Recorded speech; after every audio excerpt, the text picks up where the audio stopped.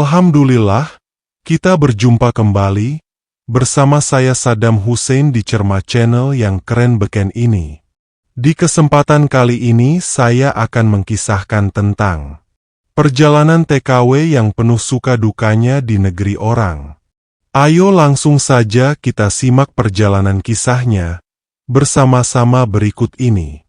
Di sebuah desa kecil di Jawa, Ani, seorang wanita berusia 27 tahun, menjalani hidup sederhana bersama keluarganya. Ayahnya seorang petani, sementara ibunya menjual jajanan pasar. Ani adalah anak sulung dari 3 bersaudara. Beban hidup keluarga yang kian berat membuat Ani mengambil keputusan besar, menjadi tenaga kerja wanita, TKW, di Timur Tengah. Awalnya, keputusan Ani menuai pro dan kontra.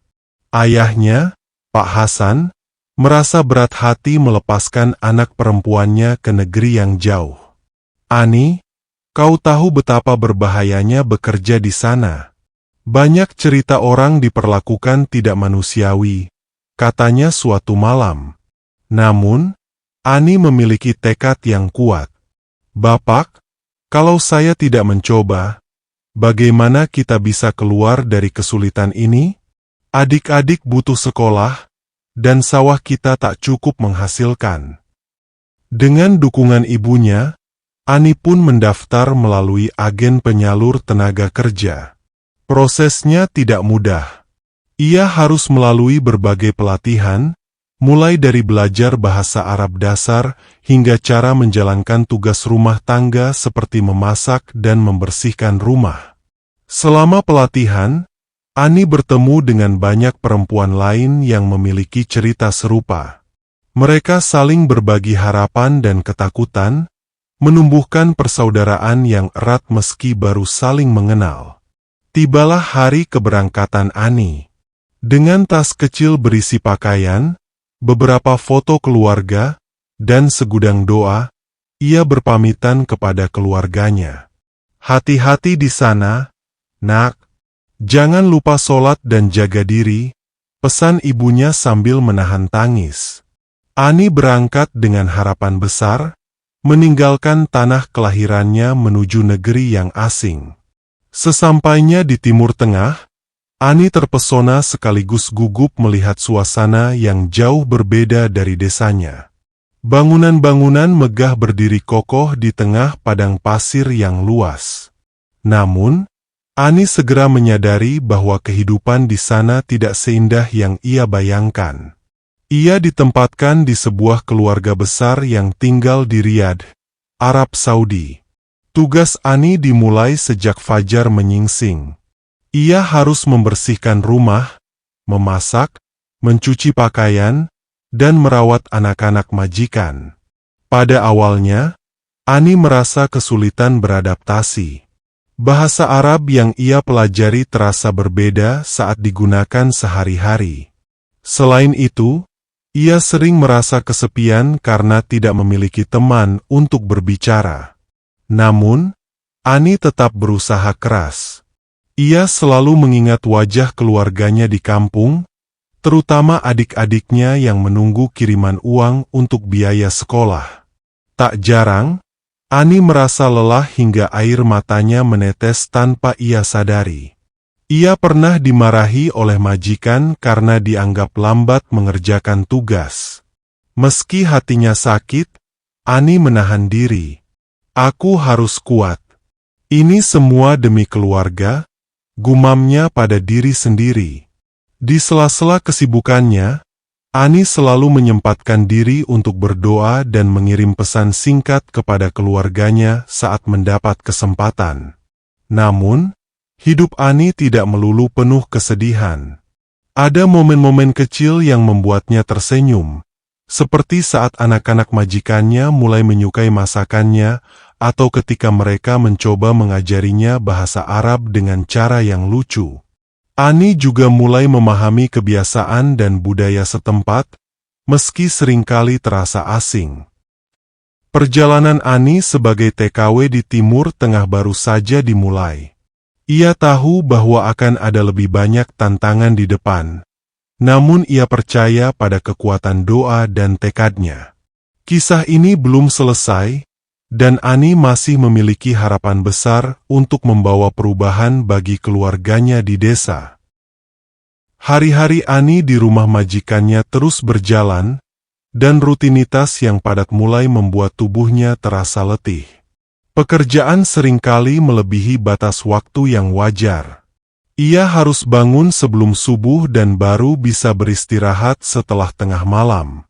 Tak jarang, Ani merasa seperti robot yang bekerja tanpa henti.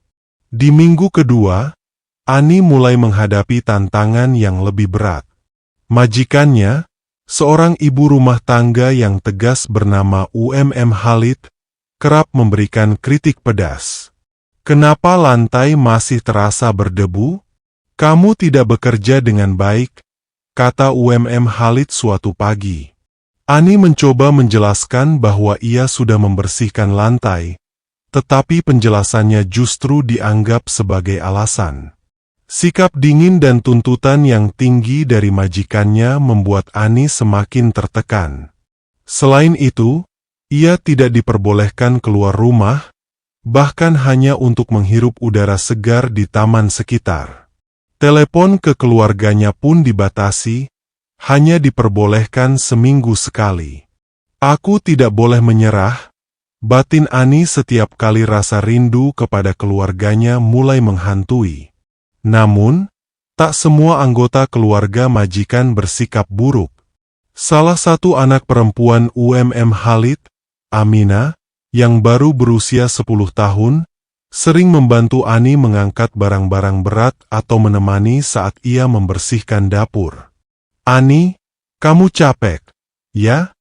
tanya Amina suatu hari sambil memandang Ani dengan tatapan polos. Pertanyaan sederhana itu membuat Ani merasa dihargai, meskipun hanya sedikit. Sebuah insiden besar terjadi pada bulan ketiga Ani bekerja. Suatu pagi, Ani sedang memasak di dapur ketika tidak sengaja minyak panas terciprat ke tangannya. Rasa sakitnya luar biasa, tetapi Ani hanya membasuh luka itu dengan air dingin karena tidak berani meminta pertolongan. Ketika Khalid melihatnya, bukannya menanyakan keadaan Ani, ia malah memarahinya karena dianggap ceroboh. "Kalau seperti ini, bagaimana kamu bisa bekerja dengan baik?" bentaknya. Luka di tangan Ani memburuk keesokan harinya. Ia mulai merasa demam, tetapi tetap dipaksa bekerja seperti biasa. Kondisi ini membuat Ani hampir pingsan saat sedang mencuci piring. Akhirnya, salah satu anak laki-laki keluarga itu memanggil dokter. Meski awalnya Khalid keberatan karena dianggap hanya luka kecil. Dokter itu memberikan salep dan antibiotik, namun luka tersebut menjadi pengingat bagi Ani betapa rapuhnya posisinya di rumah itu. Di tengah semua tekanan, Ani tetap berusaha mencari pelipur lara. Saat ia mendapat waktu istirahat, Ani sering duduk di kamar kecilnya sambil menulis surat untuk keluarganya. Dalam surat itu, Ani tidak pernah menceritakan penderitaannya secara rinci. Ia hanya menulis tentang kerinduannya kepada mereka dan bagaimana ia berharap bisa segera pulang membawa hasil jerih payahnya. "Bu, Pak, bagaimana kabarnya di rumah? Adik-adik sehat, kan? Jangan khawatir tentang aku. Ani di sini baik-baik saja," tulisnya dalam sebuah surat yang disertai air mata. Ani juga sering memutar doa-doa yang ia rekam sebelum berangkat ke Timur Tengah. Suara ibunya yang berdoa untuk keselamatannya selalu menjadi penguat saat ia merasa putus asa. Suatu malam, Ani mendengar kabar baik. Agen tenaga kerja yang menempatkannya menelepon dan mengatakan bahwa gaji bulanannya telah dikirim ke rekening keluarganya. "Akhirnya aku bisa membantu mereka," pikir Ani dengan perasaan lega. Namun, kabar baik itu hanya berlangsung sebentar. Ani mulai sadar bahwa pekerjaannya masih panjang dan pengorbanannya belum selesai. Perlahan, Ani mulai menyusun strategi agar ia bisa bertahan. Ia belajar untuk lebih memahami kebiasaan majikannya, mencari cara untuk menyelesaikan pekerjaan dengan lebih efisien, dan mencoba menghindari kesalahan. Meski rasa sakit dan rindu sering datang, Ani berjanji pada dirinya sendiri untuk tidak menyerah. Di tengah segala kesulitan, Ani menemukan kekuatan baru. Keyakinan bahwa setiap penderitaan pasti ada akhirnya. Ia tahu bahwa suatu hari nanti, ia akan pulang ke kampung halamannya dengan membawa cerita tentang bagaimana ia berhasil melewati semua ini demi orang-orang yang ia cintai. Sahabat inspiratifku yang berbahagia, mari kita simak kembali kelanjutan kisahnya berikut ini. Waktu terus berlalu, dan Ani semakin terbiasa dengan kehidupan di rumah majikannya. Meski rutinitasnya melelahkan, ia mulai menemukan cara untuk mengelola waktu dan tenaganya. Ia belajar mengatur jadwal agar semua pekerjaan selesai tepat waktu, sehingga ia memiliki sedikit waktu luang untuk sekadar duduk dan beristirahat. Namun, tidak semua hari berjalan mulus. Di bulan kelima, Ani mendapati bahwa ia belum menerima sebagian dari gajinya. Ketika ia bertanya kepada UMM Khalid, jawabannya membuat Ani kecewa. Nanti saja, bulan depan. Sekarang keuangan kami sedang sulit, kata UMM Khalid dengan nada datar. Ani tahu ia tidak bisa memaksa, tapi hatinya terasa sesak. Dengan kesulitan itu, Ani memutuskan untuk menghubungi agen tenaga kerja yang menempatkannya di sana. Bu, saya belum menerima gaji penuh selama 2 bulan. Apa yang harus saya lakukan? Tanya Ani dengan suara pelan melalui telepon. Namun, jawaban dari pihak agen tidak banyak membantu. Sabar saja dulu, Ani. Biasanya majikan memang terlambat membayar, tapi mereka pasti melunasinya. Ani mencoba bertahan sambil berharap gajinya segera dibayarkan. Di sisi lain, ia tetap mengirim sebagian uang yang sudah ia terima kepada keluarganya di kampung. Uang itu digunakan untuk melunasi utang keluarga dan membiayai pendidikan kedua adiknya. Meskipun tidak banyak, setidaknya aku bisa membantu, pikir Ani. Satu-satunya pelipur lara Ani adalah Amina, anak perempuan majikannya. Amina sering menemani Ani bekerja, meski hanya dengan obrolan kecil. Ani, kamu tahu, aku ingin seperti kamu, bekerja keras untuk keluarga, kata Amina suatu hari. Ani tersenyum mendengar itu. Amina, kamu masih kecil. Belajar dulu yang rajin. Nanti kamu bisa membantu keluarga dengan cara yang lebih baik, jawab Ani. Obrolan itu membuat Ani teringat pada adik-adiknya di kampung. Ia membayangkan mereka sedang belajar di sekolah dengan semangat, seperti Amina. Hal itu menjadi alasan Ani untuk tetap bertahan, meskipun seringkali ia merasa lelah secara fisik dan mental. Pada suatu malam, sebuah kejadian tak terduga terjadi. Salah satu anak kecil keluarga itu jatuh sakit. UMM Khalid yang biasanya bersikap dingin, mendadak panik dan meminta Ani untuk membantu mengurus si anak. Ani, tolong jagakan dia sementara aku mencari obat, perintah UMM Khalid. Ani menggendong anak itu yang demam tinggi dan menangis tanpa henti. Ia mencoba menenangkan anak itu dengan mengusap punggungnya sambil melantunkan doa-doa kecil. Ketika UMM Khalid kembali, ia melihat anaknya sudah tertidur pulas di pelukan Ani.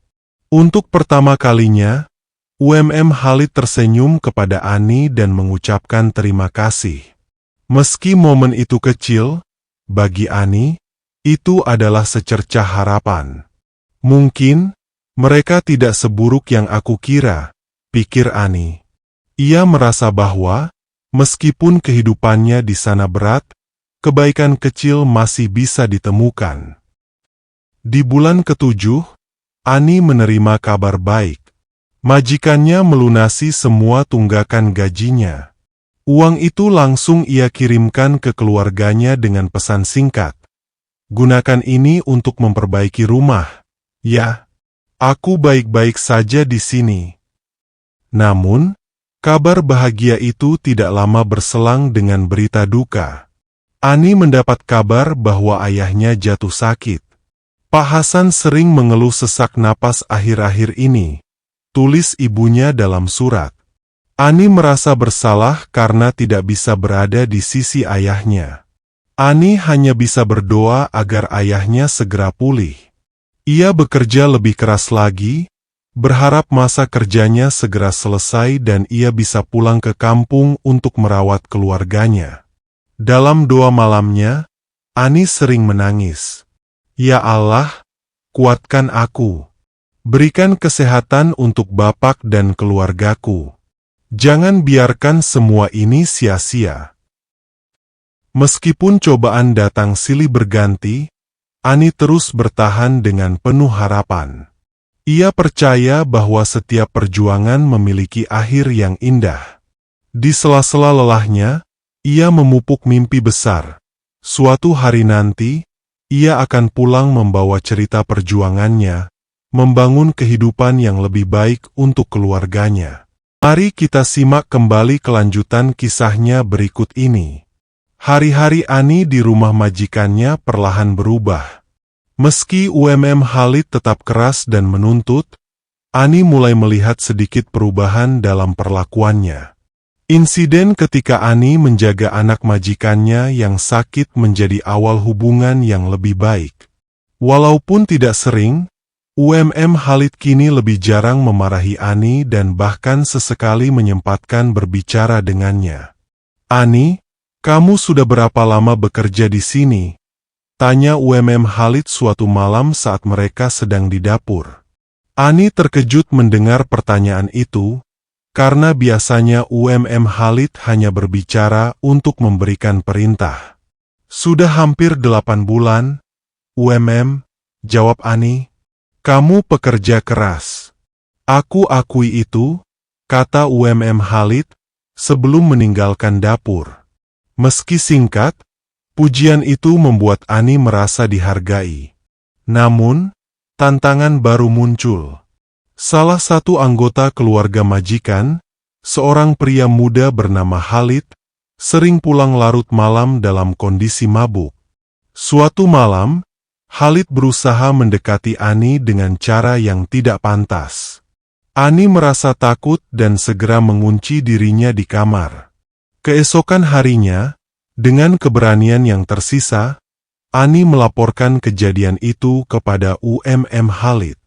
Khalid awalnya tidak percaya dan malah menyalahkan Ani. Kamu jangan buat cerita yang tidak-tidak.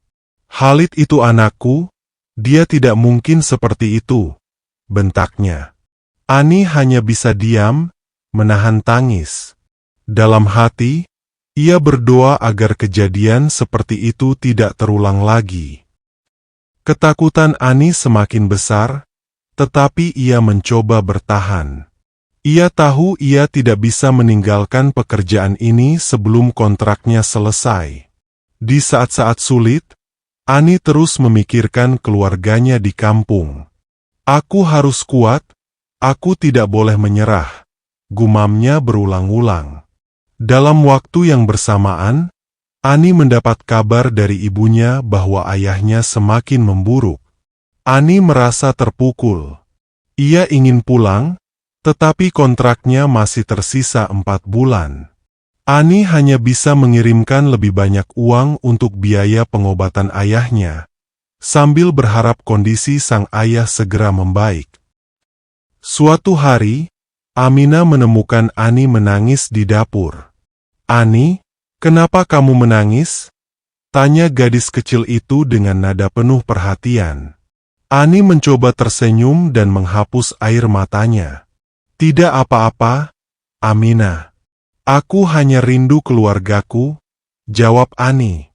Aminah yang polos memeluk Ani dan berkata, aku harap keluargamu baik-baik saja. Kamu orang yang baik, Ani. Jangan sedih. Kata-kata itu memberikan kekuatan baru bagi Ani. Bulan ke-10, situasi Ani sedikit membaik. Khalid sudah jarang datang ke rumah, dan Ani mulai lebih percaya diri dalam menjalankan tugasnya. Namun, tantangan fisik dan mental tetap ada. Tubuhnya yang lelah seringkali mengingatkannya pada beratnya pekerjaan ini. Satu malam, saat ia sedang menyiapkan makan malam, Khalid mendekatinya dan berbicara dengan nada yang lebih lembut dari biasanya. Ani, aku tahu hidup di sini tidak mudah untukmu. Terima kasih sudah bertahan, katanya. Ani terkejut, namun ia hanya menjawab dengan anggukan kecil. Keesokan harinya, Khalid melakukan sesuatu yang tak pernah Ani bayangkan. Ia memberikan Ani sebuah amplop kecil. Ini bonus untukmu. Aku tahu kau mengirim uang untuk keluargamu, jadi gunakan ini juga, katanya. Ani membuka amplop itu dan mendapati uang tambahan yang cukup besar. Air matanya mengalir. Terima kasih, kata Ani dengan suara bergetar. Di bulan terakhir kontraknya, Ani mulai menghitung hari. Ia tidak sabar untuk pulang ke kampung halamannya. Namun, di tengah kegembiraannya, ia mendapat kabar bahwa ayahnya telah tiada. Ani merasa dunianya runtuh.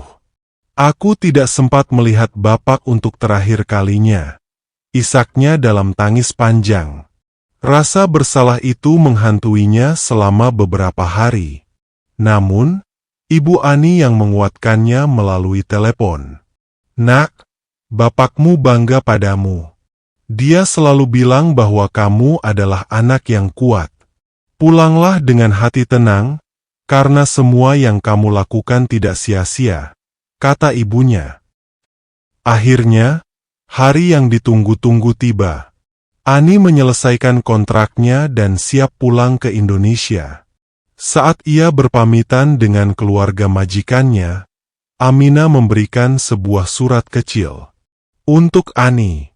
Terima kasih sudah baik kepada kami, tulis Aminah. Surat itu Ani simpan sebagai kenang-kenangan. Perjalanan pulang ke Indonesia terasa sangat emosional. Ani merasa lega karena perjuangannya telah selesai, tetapi juga sedih karena ayahnya tidak lagi ada di sana untuk menyambutnya. Setibanya di kampung halaman, Ani disambut oleh keluarganya dengan pelukan hangat. Melihat wajah ibu dan adik-adiknya, Ani merasa perjuangannya tidak sia-sia. Ia berjanji pada dirinya sendiri untuk memulai hidup baru dengan lebih baik, membawa pengalaman dan pelajaran berharga dari perjalanan beratnya sebagai TKW di Timur Tengah. Sahabat inspiratifku yang berbahagia, demikian kisah ini saya sajikan. Semoga bermanfaat dan menginspiratif kehidupan kita, untuk tetap semangat dalam menapaki waktu, di dalam kehidupan ini, dengan tetap semangat dan semakin baik lebih berkualitas lagi. Atas perhatian dan dukungan subscribe-nya, saya ucapkan terima kasih. Semoga menjadi nilai kebaikan. Saya Saddam Hussein mohon pamit undur diri. Sampai berjumpa kembali di video selanjutnya, di Cerma Channel yang keren beken inspiratif ini. Wassalamualaikum warahmatullahi wabarakatuh.